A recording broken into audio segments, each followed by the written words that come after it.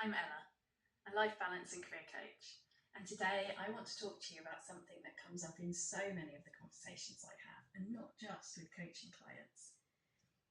It's this idea that we should be able to do it all, have a successful career, be a present parent, keep the house running, stay connected with family and friends, eat well, exercise, have hobbies, practice self-care, relax, and maybe even sleep 8 hours each night. It sounds exhausting, doesn't it? Well, that's because it is. Somewhere along the line, having it all became the code for doing everything perfectly, all of the time. And while we're busy spinning all of those plates with work and kids and home and relationships, many of us quietly lose sight of something really important, ourselves. For a lot of people I work with, life looks pretty good on the outside. You're capable, reliable, everyone knows they can count on you. Inside, you might feel stretched thin, tired, maybe a little invisible, maybe sad, maybe guilty or even ashamed for feeling the way that you are feeling, because on paper, you have everything you wanted, right? And it's not that you don't love your family and your job or the life you've built, you really do. You've worked hard for it. It's just that somewhere in the mix of holding everything together for everyone else, you've stopped featuring in your own story. I know this because I've been there too. And it was a really lonely place. And I want to help as many people as I can to step away from that place too. Let's be honest. Balance theory sounds really great, yeah? But what we're often trying to balance isn't work and life, it's everyone else's needs against our own as well. We tell ourselves we'll rest once the to-do list is done.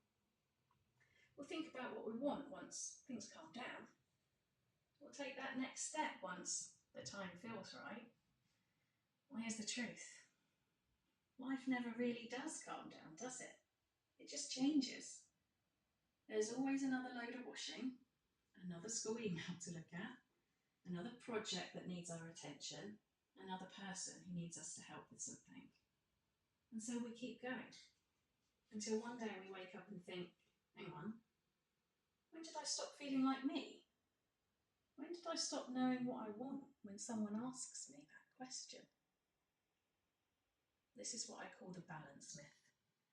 The belief that we can feel just like if we get the mix right, we'll feel fulfilled.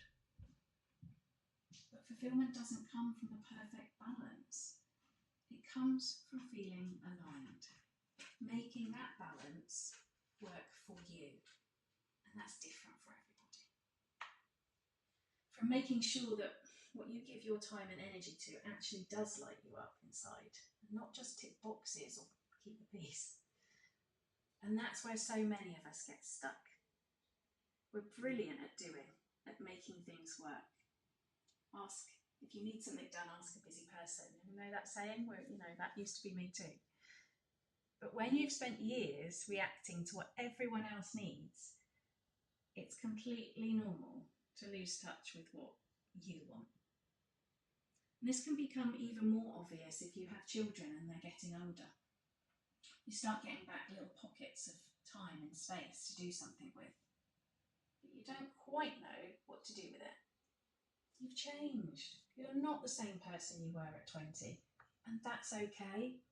You're wiser, braver, more layered now, even if you don't see that.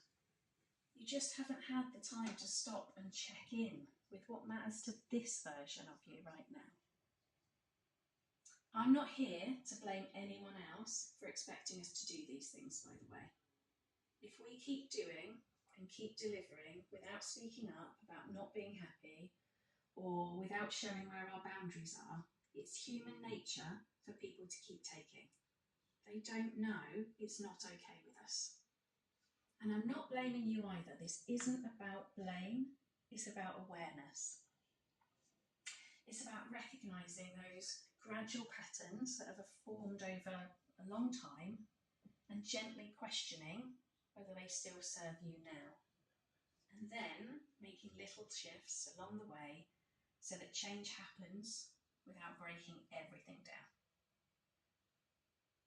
Here's what I often say to clients who come to me feeling stuck, flat, or unsure what's next. You don't have to have all the answers right now. You just have to start asking the right questions, challenging things gently. Try asking things like, what would enough look like for me, not just for everybody else? What parts of my life give me energy and which quietly drain me? And when was the last time I did something just for me and I didn't feel guilty about it? These questions can feel uncomfortable at first, I recognise that, because they invite you to turn the focus inward. But they're also where the real clarity begins to unfold, so they're worth sticking with. Try them, come back to them, try again. Now, when people hear me start talking about the balance myth, they often ask me, so are you saying I need to do less? And the answer is not necessarily. It's not always about doing less, it's about doing things differently. Doing more of what matters and less of what doesn't.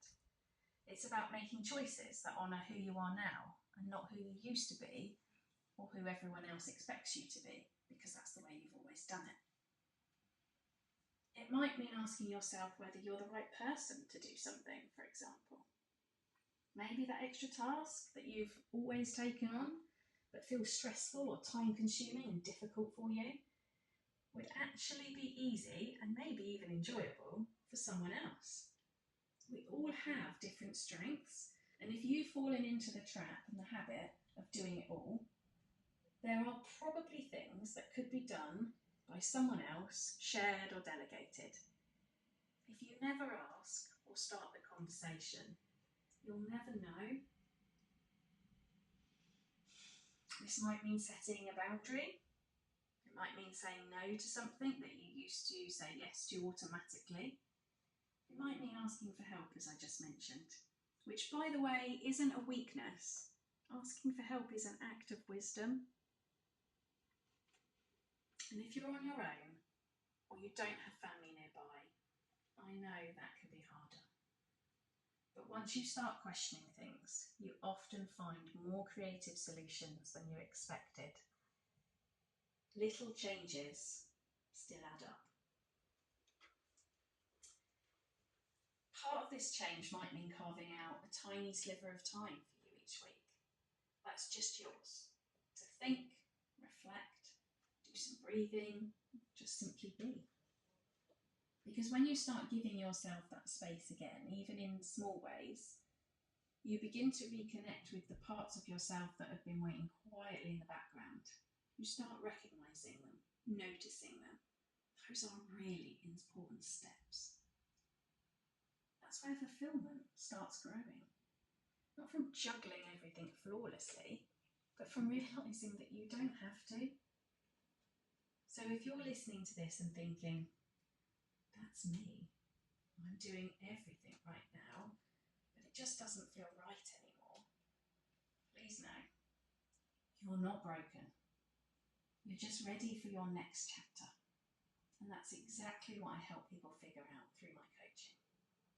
How to make that next chapter one that actually feels good on the inside, not just looks good on the outside. You can find more out about my coaching sessions and my Dandelion Journey program on my website. The links are below this video.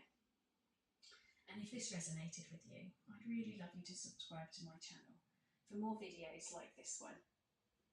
Next week I'll be talking about how to reconnect with what you really want when you've been feeling lost or unclear for so long. Until then, remember, balance isn't about doing it all. It's about making sure that you are part of what you're balancing.